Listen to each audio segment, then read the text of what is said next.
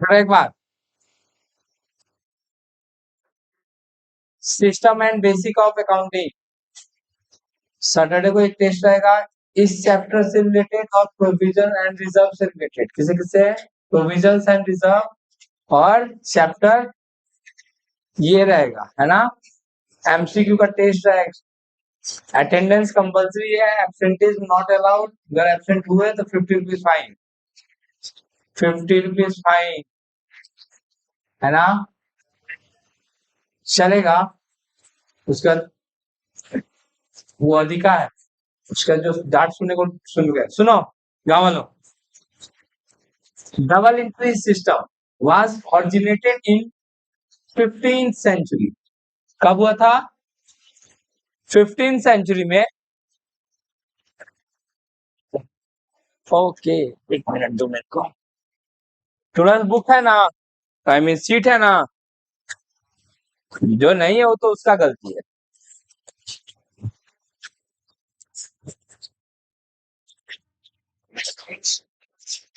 कब? 15th century. कब? 15th century में डबल एंट्री सिस्टम का। भैया आप तो बोले थे 1494 में। देखो 1494 को ही तो 15th सेंचुरी बोला जाएगा। जैसे अभी हम लोग का 20th सेंचुरी नहीं चल रहा है,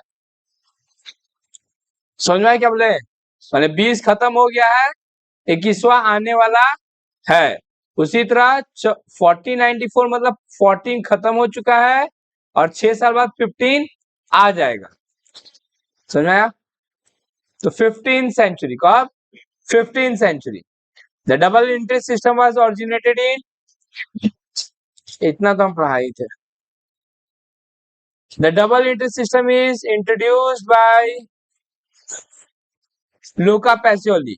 The first book of double entry system was originated in 1494. The first book of double entry system was, first book of double entry system वही जो इटली में लिखा हुआ है, ऐरा गैरा नत्थु खैरा, है ना। ठीक है। एक्चुअली देखो, तुम इसको पढ़ेगा ना तो हल्का हल्का मैथ मैथ फीलिंग आएगा। अर्थमेटिका, ज्योमेट्रिका, प्रोपोर्शनिटा, प्लानाटिका, है ना। Luca Pacioli was a great philosopher.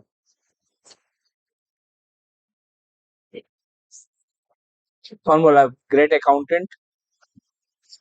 वहां पे अकाउंटेंट उस टाइम होता ही नहीं था कुछ। Famous chartered accountant. Luca Pacioli was a mathematician. देख नहीं रहा है ये बुक जो लिखा हुआ है वो अर्थमेटिका, ज्योमेट्रिका, है ना। तो मैथ से ही ये प्रेरित हुआ है। The first book of double entry system was written by Luca Pacioli. The book in which the Pacioli wrote about the double entry system, है ना, इज अ मैथमेटिक्स बुक।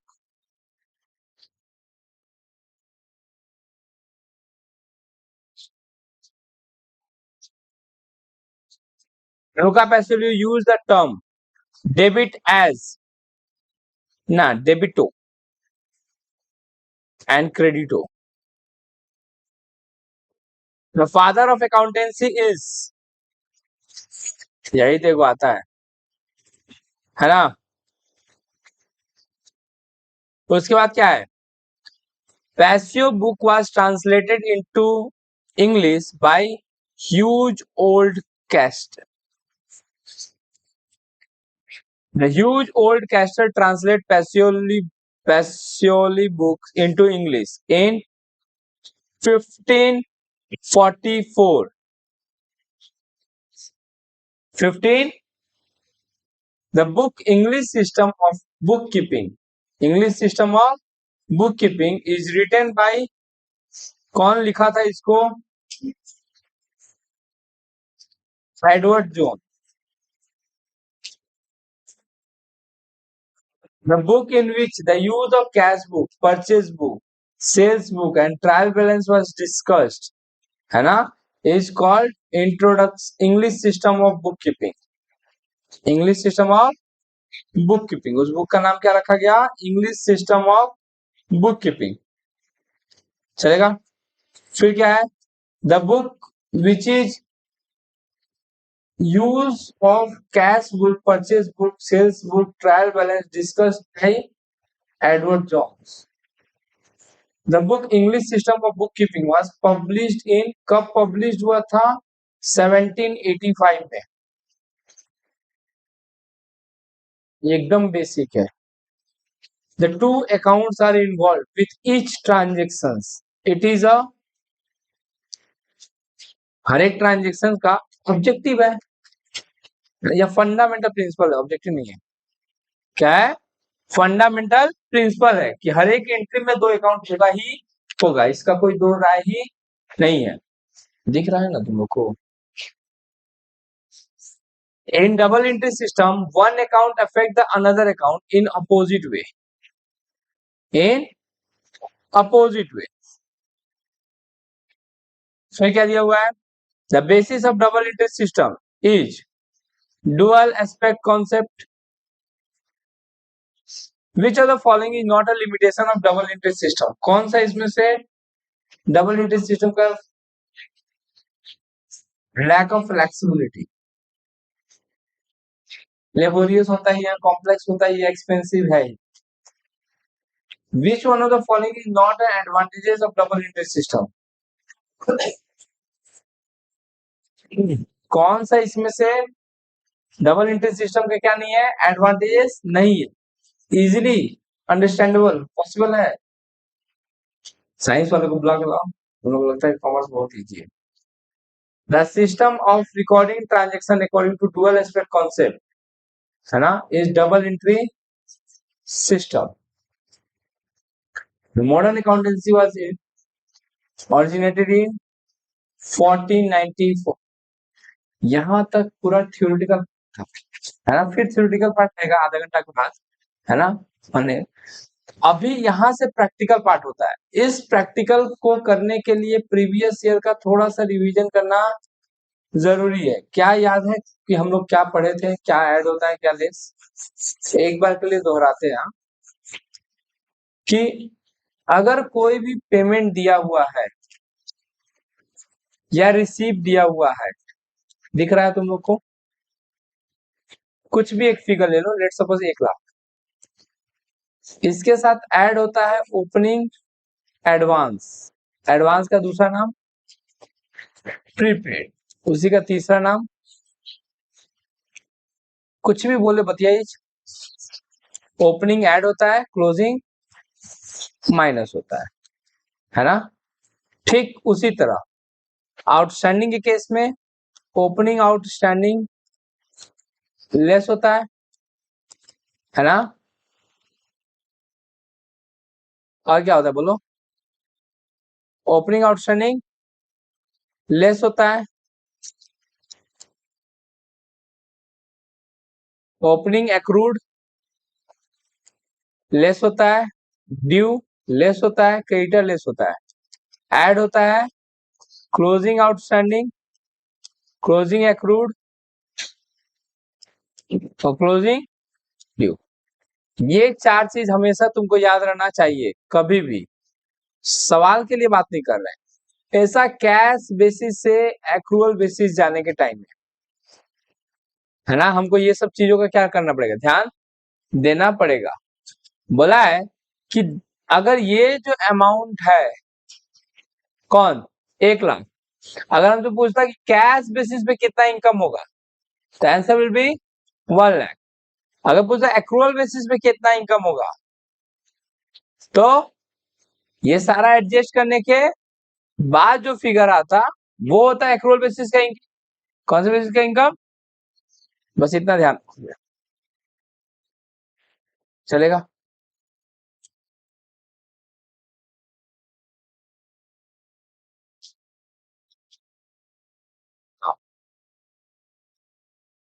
पहला पॉइंट क्या है, पहला क्वेश्चन बोल रहा है if income receive in cash for current year and next year is 1,25,000 and 20,000, मैंने हम लोगों ने इनकम रिसीव किया है, मानो कोई बच्चा ने मेरे को फीस दिया है, इस इस महीने का भी दे दिया, नेक्स्ट मंथ का भी, आने वाला मंथ का भी दे दिया। कितना कितना दे दिया? 1,25,000 और 20,000। And accrued income, accrued income मतलब जो जो बच्चा अभी फीस नहीं दिया है, समझ रहा है तुम लोग? जो जो बच्चा फीस नहीं दिया उसको क्या बोलते हैं हम लोग? एक्रूड इनकम, है ना? और क्या क्या नाम है उसका? नहीं नहीं, जो जो नहीं दिया उसका क्या? हाँ, आउटस्टैंडिंग। क्या चीज? Outstanding, accrued. क्या बोलते हैं उसको? एक्रूड। ड्यू हो गया लेकिन रिसीव हुआ नहीं है। अच्छा, फिर से बोलते हैं, हम रिसीव कितना किए? हम रिसीव किए 1,25,000 और 20,000 नेक्स्ट मंथ के लिए रिजर्व, और अभी भी 15,000 इस महीना वाला रिसीव नहीं हुआ। एक्रूड हो गया लेकिन रिसीव। पूछा कि कैश के हिसाब से आप बताओ, कैश बेसिस के हिसाब से कितना इनकम है? तो जितना कैश रिसीव हुआ है, कितना रिसीव हुआ है? 125 प्लस 20 तो 145। तो आंसर होगा, समझ में आया क्या किए? तब एडजस्टमेंट किए क्या? एक्रूअल वाला नहीं, चुपचाप देख के ऐड कर दिए जो जो पैसा मिला था वो। अब यहाँ पे ध्यान दो, इनकम रिसीव इन कैश है 2,40,000। रिसीव किया किस में? कैश में। कितना? 2 लाख। अच्छा, फिर बोला है income receive in advance. Advance जो एडवांस को क्या करते हैं हम लोग? एडवांस को हम लोग क्या करते हैं?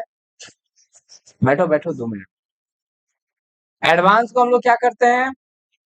ओपनिंग एडवांस को ऐड करते हैं और क्लोजिंग एडवांस को माइनस करते हैं। तो 16,000 ऐड करना है और 20,000 माइनस करना है ना? किसको क्या करना है? 16,000 को ऐड करेंगे और 20,000 को, और साथ ही साथ ये जो 6,000 है ये एक्रूड है। एक्रूड मतलब, और इसका क्या नाम है? आउटस्टैंडिंग। तो ये ओपनिंग डेट का बता रहा है कि क्लोजिंग डेट का? तो क्लोजिंग आउटस्टैंडिंग ऐड की लेस देख लो पहले एक बार। ऐड होता है, क्या होता है? इट मीन्स कि इस 2,40,000 के साथ 16,000 को ऐड करना है और 20,000 को माइनस करना है, साथ ही साथ इस 6,000 को भी ऐड करना है। तो मेरे पास है कितना पैसा? 2,40,000 था, 20,000 को ऐड करना है, 16,000 को, और 6,000 को और ऐड करना है। यही है ना? शायद नशा में। अबे रुक जा, मर काहे रहा है? हम तुम्हारे साथ है, तुम संघर्ष करो। 2,40,000, 2,40,000 था, लेस किए 20,000, ऐड किए 16,000 और ऐड किए 6,000। तो अल्टीमेटली देखो तो 2,000 का ही एक्स्ट्रा बेनिफिट हुआ। कितना का बेनिफिट हुआ? तो इसके साथ 2,000 ऐड कर देंगे तो कितना आ जाएगा? 2,42,000 है क्या फिगर? तो वही आंसर होगा। कितना? 2 लाख। चलो नीचे वाला एक दो ठो करके रखो तो वैसे ही जैसे हम अभी बोले। एक बार फिर से बोलते हैं। क्वेश्चन 28 क्या दिया है? इफ, अगर तुम ध्यान से नहीं सुनोगे कभी चैप्टर समझ में नहीं आएगा, खास करके ये यहाँ से यहाँ तक का टॉपिक। ये ग्रेजुएशन के बच्चों को डिफिकल्टीज प्रोवाइड करता है, तो तुम लोगों का तो दूसरी बात है ना? तो शांति से सुनेगा तो थोड़ा सा माइंड भी दिमाग में घुस जाए। बोला है if expenses paid in cash for current year and next year, for current year और नेक्स्ट ईयर के लिए अगर एक्सपेंसेस पेड किया गया है कैश में, है ना? कितना कितना पेड किया है? 80,000 और 20,000 पेड किए हैं। इस बार पैसा दे दिया। आउटस्टैंडिंग है, अभी भी कुछ पैसा अभी भी देना बाकी है। कितना? 10,000। बोला actual expenses under cash basis. कौन सा बेसिस? तो कैश बेसिस में तो सिर्फ वही रिकॉर्ड होता है जो पेमेंट हुआ है। जो पेमेंट नहीं हुआ उसका एडजस्टमेंट करने की जरूरत ही नहीं है। तो पेमेंट कितना हुआ है? 80,000 और 20,000, यही तो पेमेंट हुआ है। आंसर विल बी, कौन 90 में फंसा हुआ है? आउटस्टैंडिंग नहीं होगा।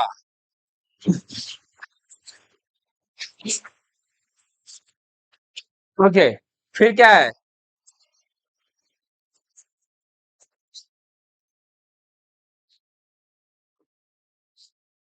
Gross expenses paid in cash in 2018 1,60,000, एकदम ध्यान से सुनेगा। कौन से ईयर के लिए पेड किए हैं? 18 के लिए, माने यही मेरा ईयर है। Prepaid expenses on 1/1/18, opening advance add होता है ऑन 31 दिसंबर 2018 12,000। ये क्लोजिंग एडवांस जो कि लेस होता है, तो हमको 68,000 के साथ ऐड करना है 8,000 और लेस करना है 12,000। अच्छा, आउटस्टैंडिंग भी है। अब ये देखना पड़ेगा कि ओपनिंग आउटस्टैंडिंग है, क्लोजिंग आउटस्टैंडिंग क्या होता है? ऐड होता है, तो ये भी ऐड होगा। तो समझो 160 प्लस 8, 168 माइनस 12, तो 156, 156 और 14 ऐड करना है, तो 1,70,000, 1,00,000। Answer will be 1,70,000। आंसर क्या होगा? 1,70,000। देख रहे थे रिकॉर्डिंग हो रहा है कि नहीं? हो गया ये? ध्यान से, हाँ, फिर से बोले। Expenses paid in cash for current year is 48,000। Current year के लिए एक्सपेंसेस पेड किए कितना? If outstanding expenses at the beginning and at the end of the current year, outstanding है ना, बिगिनिंग वाला लेस होता है, करेंट एंड वाला ऐड होता है। ये वाला लेस होगा, कौन सा वाला? और 10,000 वाला, तो 48,000 से 8,000 माइनस करेंगे तो 40,000, और 10,000 ऐड करेंगे तो 50,000। तो आंसर क्या होगा?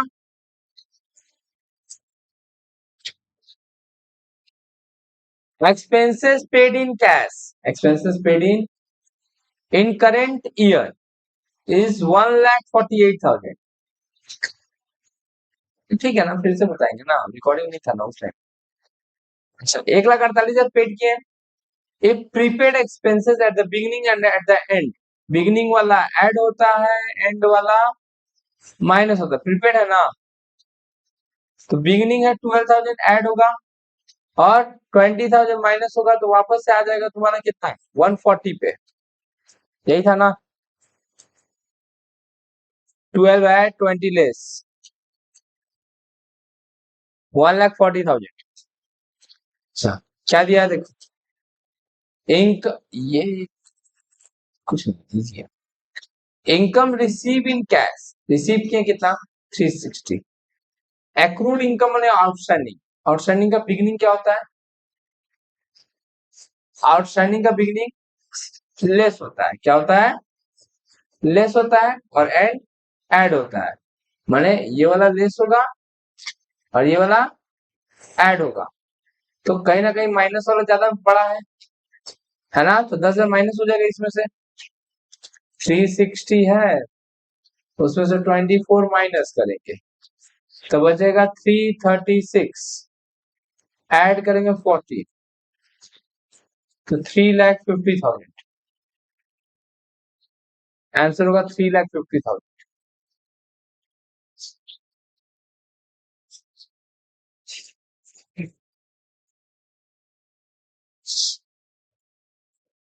क्या बोला है देखो, income receive in cash during the year, cash में हम रिसीव किए कितना? 7,80,000। If income receive in advance, advance मैंने ओपनिंग, ओपनिंग एडवांस क्या होता है? ऐड होता है। क्लोजिंग एडवांस क्या होता है? लेस होता है। तो ये ऐड होगा और ये लेस होगा, तो 8,000 जोड़ेंगे तो 790 हो जाएगा, और 10,000 जो घटाएंगे तो 780 हो जाएगा। तो answer will be 7,80,000।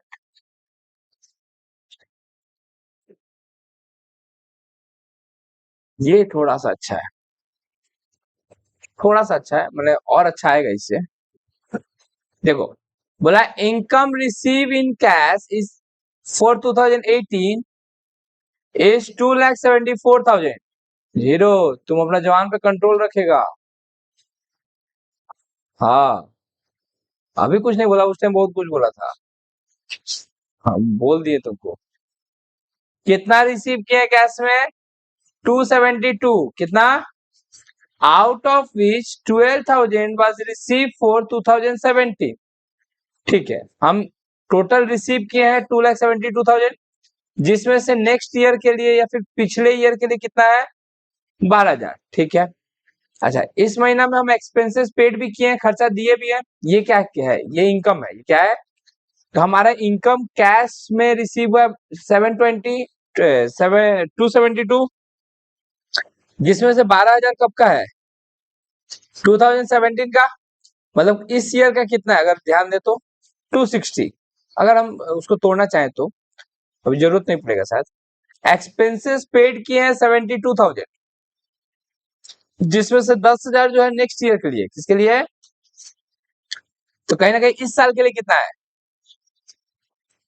10,000 next year के लिए है, तो इस साल के लिए अगर ये बोलता है कि एक्रूअल बेसिस से प्रॉफिट बताओ, किसके बेसिस से? तो ये 260 से ये 62 माइनस करते, क्योंकि दोनों ही इनकम कौन से ईयर का है? 2018 का। 2000 अभी क्या बोला है? बोला है नेट इनकम बताना है, लेकिन कौन से बेसिस से? तो हमको कैश रिसीव कितना हुआ था? कैश पूरा कितना रिसीव हुआ था? 272। पूरा कितना खर्चा हुआ था? 72। नहीं समझ में आया? पूरा इनकम तो रिसीव तो 272 ही हुआ था रे भाई, इन कैश 270, जिसमें से 12, 13, 14 किसी का भी हो, उससे मतलब पैसा है ना, पहले पैसा गिनो। कितना पैसा गिना है? 272। खर्चा किए, कितना खर्चा किए? 72। तो बचा कितना? यही कैश बेसिस पे, यही मेरा इनकम।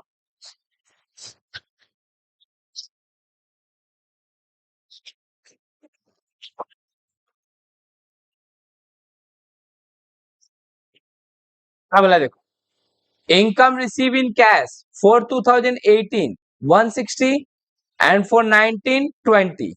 तो टोटल हम कितना रिसीव कर लिए? 1,80,000 इस साल में रिसीव किए हैं। Out of which expenses paid in cash कितना है? 30। एंड फॉर 2017 कितना पेड किया है? 5। तो समझो ये दोनों को मिलकर कितना हुआ? कितना रिसीव किए थे? 180, जिसमें से कितना खर्चा कर दिए? 30 और 5 35,000। कितना खर्चा कर दिए? तो बचा कितना? 145। नहीं समझ में आया? हमको कैश देखना है, क्या देखना है? हमको एडजस्ट करने की जरूरत ही नहीं है, जो पैसा मिला सब जो बटोर लो, उसमें से जो खर्चा हुआ वो सब माइनस कर दो, जो बच गया वो मेरा इनकम। वो मेरा कौन से बेसिस से? कैश बेसिस से। कौन से बेसिस से? एकदम ध्यान से। हाँ, सबको विदा का समय। इधर देखिए, कैसे कैसे पढ़ाना पड़ता है मेरे को। Income receive in cash for 2018 3,50,000 receive किए हैं। कितना रिसीव किए हैं? And for 2019 it is 25,000। 2019 के लिए कितना है? फिर बोला expenses paid in cash for 18 is 80,000, out of which 10,000 for 17। अगर हम हमको कैश बेसिस बोलते तो हम क्या करते हैं? इन दोनों को प्लस कर देते हैं, क्योंकि इतना पैसा आया है। उसमें से 80,000 माइनस कर देंगे, क्योंकि ये पैसा गया है। लेकिन इस बार कैश बेसिस नहीं, इस बार क्या बोला है? देखो कि मेरा 2018 का इनकम खाली बचा, मुझे 17-19 का पता करने का कोई फायदा? इसमें से ये जो रिसीव हुआ था मेरा, उसमें से 18 का तो सिर्फ यही है। कितना? तो इनकम के नाम पे मेरे पास 3,50,000 है। अच्छा, खर्चा के नाम पे कैश 80,000 पेड किए हैं, जिसमें से आउट ऑफ विच 10,000 2017 के लिए। तो 2018 के लिए कितना है? 70,000। कितना है? 3,50 से 70 गया, 280।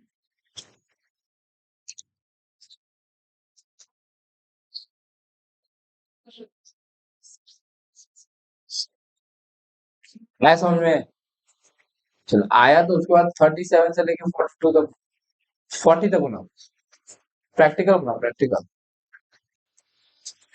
Thank you 37 gross gross income receive in cash income receive in cash है 480 एक्रूड इनकम मैंने आउटस्टैंडिंग है 20 ग्रॉस एक्सपेंसेस पेड देखो एक्रूड इनकम मतलब कि हमको मिलना बाकी है ऐड कर देंगे अच्छा फिर बोला 150 का पेमेंट हुआ है जिसमें से 10,000 2017 के लिए है तो इसमें से 10,000 हटा ही दो तो बचा कितना 140 कितना बचा तो 140 का खर्चा है और 5 लाख का इनकम है क्योंकि ये तो इनकम इसी साल का है 2018 का ही है हमको खाली 18 की इनकम से मतलब है और एक्सपेंसेस भी 18 का ही होना चाहिए तो एक्सपेंसेस 18 का कितना 140 तो 5 लाख से 140 माइनस किए तो 360 फिर क्या बोला income receive in cash 160 accrual income 20 expenses paid 40 outstanding expenses है 10 net income under hybrid basis hybrid में क्या सिखाया थे तुम लोग को कि इनकम रिकॉर्ड होता है कैश बेसिस पे और एक्सपेंसेस रिकॉर्ड होता है एक्रूअल बेसिस पे तो यहाँ पे कैश बेसिस देखा जाए तो 1,60,000 का इनकम और एक्सपेंसेस देखा जाए तो 40,000 पेड है और पेड करना बाकी है 10,000 तो टोटल 50,000 का खर्चा 160 का इनकम ऑन कैश बेसिस और 50,000 का खर्चा ऑन एक्रूअल बेसिस है ना तो माइनस करके profit is 1,10,000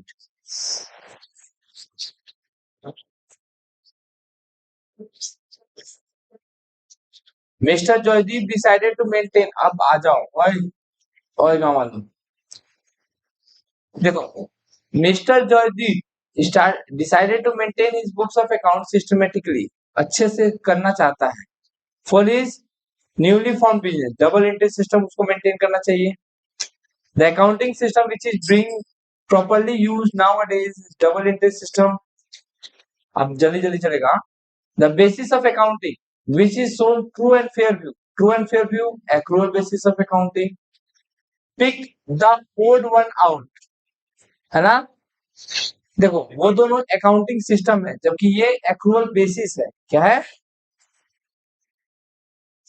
pick the odd one out जैसे कैश बेसिस होता है एक्रूअल बेसिस होता है हाइब्रिड बेसिस होता है लेकिन क्रेडिट बेसिस बोल के कुछ भी नहीं होता है which basis of accounting considered distinct from revenue and capital accrual the single entry system is also known as all of this unscientific है unsystematic है और unreliable है विश्वास नहीं कर सकते हैं government account are kept under single entry system भाई generally accounts are sole trader किसके द्वारा छोटा मोटा बिजनेसमैन के द्वारा single entry system of accounting can be applied single entry system sole proprietorship single entry system is a system mixture of single and double or no entry incomplete record na which organization cannot its account under single entry system joint stock company अपना account single entry system में नहीं बना सकती क्योंकि company act allow नहीं करता है single entry system of book keeping is a incomplete and unscientific method of accounting the accounting basis under which all income earned and accounting period are recognized earned वाला देखो ध्यान से income earned के basis पे होगा तो वो accrual basis है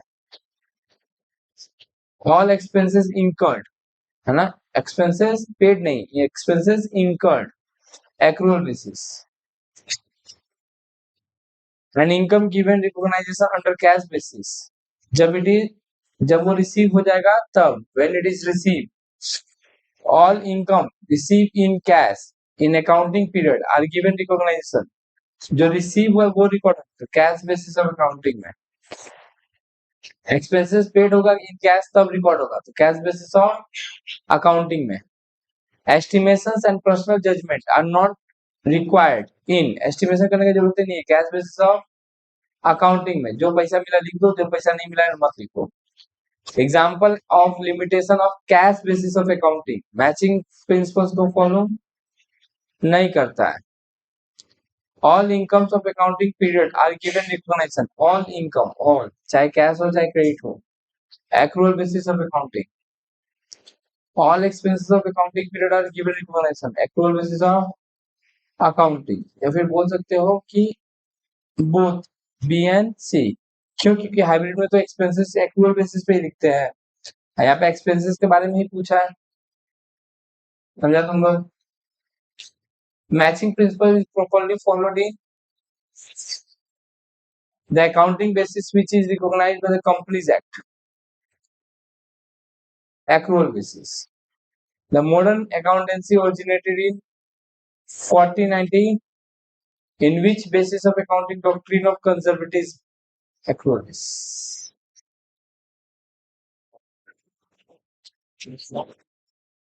फाइनली चैप्टर खत्म। टेस्ट क्या बोले हैं, किस किस चैप्टर का जितना भी बुक में दिया होगा वो सब याद करके आओगे तुम लोग, और कुछ एंट्री करेगा तुम लोग कॉपी में। कुछ ट्रांजेक्शन अभी हम लिखवा दे रहे तुम लोग को, है ना, वो इम्पोर्टेंट है, मैंने कुछ इम्पोर्टेंट ट्रांजेक्शन है।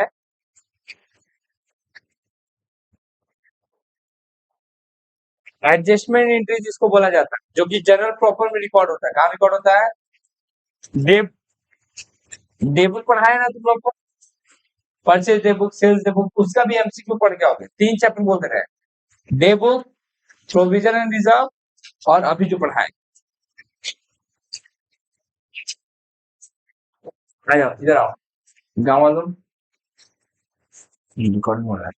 सुनो कुछ एंट्री देखो, छोड़ दे बहन, कहाँ जाएगी लिख के, कहीं जाना है, ट्रेन है, नहीं ना, तो बस पहला एंट्री आउटस्टैंडिंग,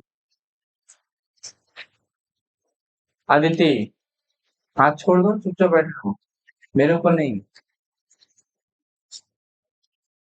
आउटस्टैंडिंग एक्सपेंसेस है 5000, दिख रहा है तुम लोग को?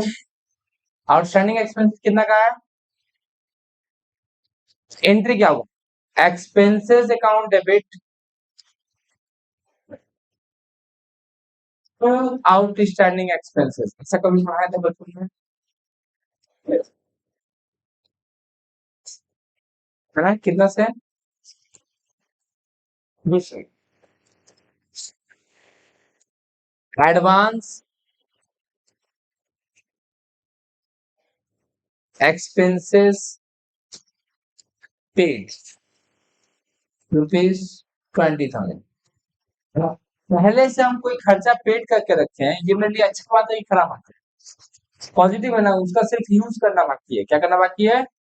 It is our assets, it is our advance expenses account debit to expenses, है ना? ये सब हम क्या कर रहे हैं? एडजस्टमेंट एंट्री पास कर रहे हैं। क्या पास कर रहे हैं? ओके, थर्ड वैसे एक वर्ड आता है एक्रूड इनकम, एक्रूड ₹2,000। एक्रूड का मतलब क्या होता है, बोलो कोई? एक्रूड का मतलब क्या होता है? Due to be receive, due to be, मानो किसी बच्चा से मेरे को फीस रिसीव करना, ये मेरे पॉजिटिव साइन है कि नेगेटिव साइन है? नेगेटिव है, पाना बाकी है, कपार पे चढ़ के ले लेंगे, है ना? एसेट से मेरे लिए, है ना, वो तो छोड़े हैं कि ठीक है ना, पैसा तो जाइए चाहेंगे तो ये कपार पे चढ़ के, तो ये मेरे लिए एसेट से क्या है मेरे लिए? Entry will be like accrued income account debit to income account 2000 या 20,000 whatever it is, है ना? कुछ भी ले, नहीं गलत हो, ये एडजस्टमेंट है। इनकम रिसीव करना बाकी है, रिसीव होता तब ना कैश अकाउंट डेबिट होता।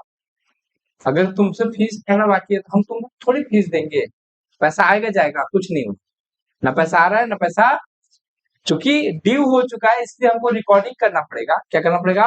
रिकॉर्डिंग करना पड़ेगा as per accrual basis, as per accrual basis. इसीलिए ये एंट्री एडजस्ट किया जा रहा है। क्या किया जा रहा है? एडजस्टमेंट एंट्री है। उसी तरह income receive in advance, income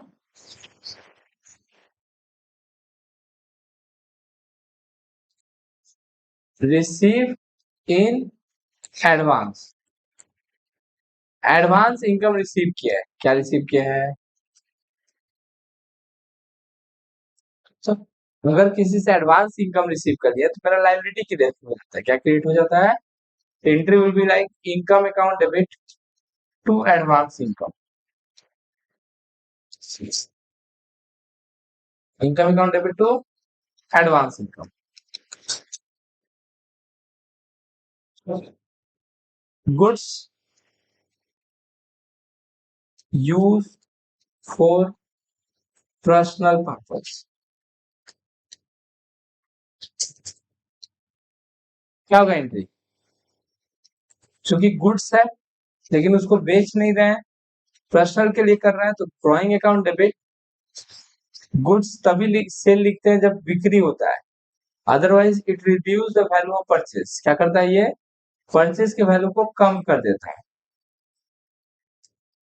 6 goods distributed as free sample, goods distributed as free sample. Free में गुड्स बांट दिए, फ्री में गुड्स बांटने से क्या होगा? गुड्स गया लेकिन इससे मेरा एडवर्टाइजमेंट हो गया। अच्छा कुछ पढ़ा है ना पहले? Advertisement account debit from purchase, bad debt return of,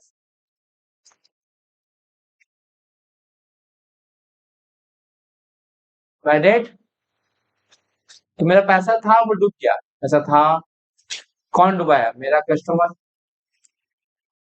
तो bad debt account debit to debtor, bad debt account debit to debtor. चलेगा यहाँ तक?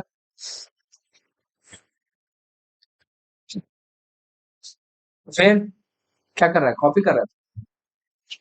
वेट कर रहा है, पीडीएफ दे देंगे काय पर।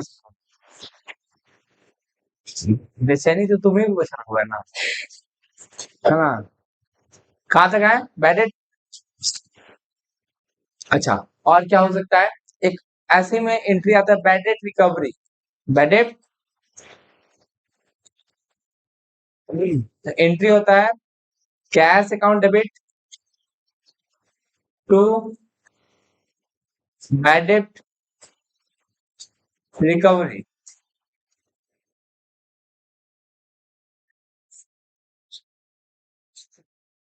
और क्या एंट्री हो सकता है? गुड्स डिस्ट्रॉयड बाय फायर ₹10,000, तो एंट्री होगा loss by fire account debit to purchase, क्योंकि गुड्स लॉस हुआ है, इसके जगह हम स्टॉक भी यूज कर सकते हैं, है ना? कितना का? 10,000 का। अब इंश्योरेंस कंपनी बोलेगी भैया हम कुछ पैसा आपको दे देंगे, है ना? लेट सपोज कि इंश्योरेंस क्लेम मिलने का बात है, यहाँ पे हम इंश्योरेंस क्लेम भी लिखते हैं या फिर कैश भी लिख सकते हैं। अगर मिल गया है तो कैश लिखेंगे, अब मिलने का बात चल रहा है तो इंश्योरेंस क्लेम। राइटिंग समझ में आ रहा है ना? Thank you. Insurance claim account debit, लेकिन वो पूरा नहीं देगा, जला हुआ पे मरहम लगाएगा। कितना का? जबकि लॉस बाय फायर हुआ कितना था? 10,000 का। तो चूना आके लगा कितना का?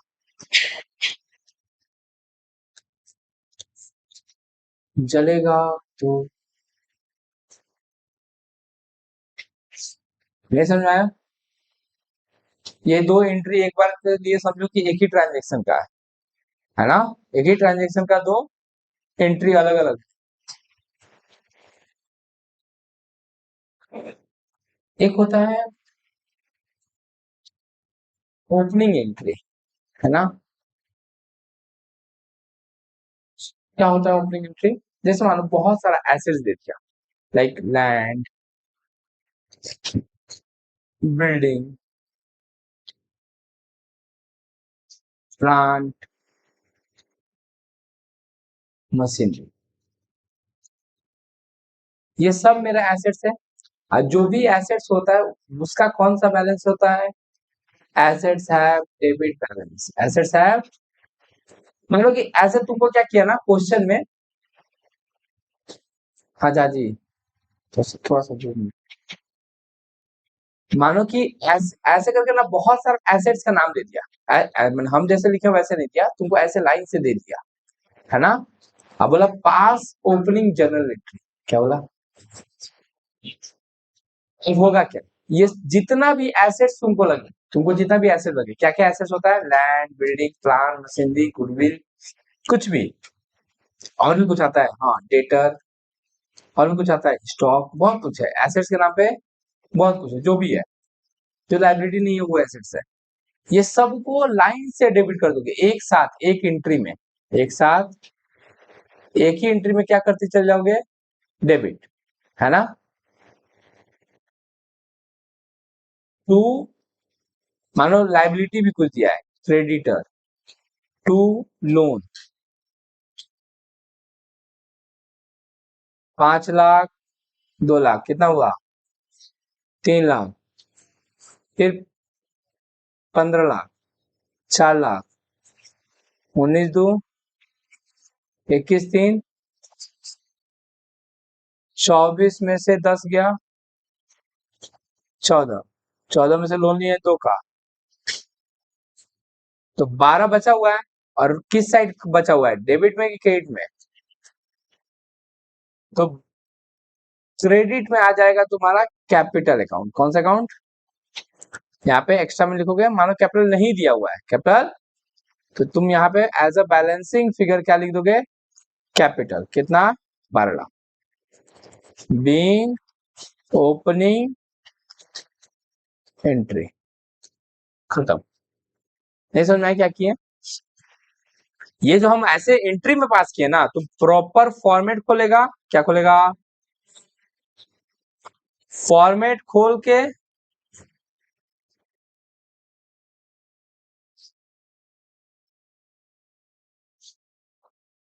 है ना, land and building, plant and machinery, furniture and fixture, सब ऐसे ऐसे करके क्या करोगे? Debit, to creditor, to loan, to last में कैपिटल। कैपिटल लिखा रहेगा क्या? नहीं, एज अ बैलेंसिंग फिगर हमको क्या लिखना पड़ेगा? कैपिटल। क्या लिखना पड़ेगा? समझ आए? कोई दिक्कत है किसी को? इस टाइप की एंट्री को क्या बोलते हैं? अभी बोलेंगे कुछ पूछो, अभी बोलेंगे ना तुम एग्री हो जाएगा। हाँ हाँ सही बोले, वही वाला बात हम जानते ही थे।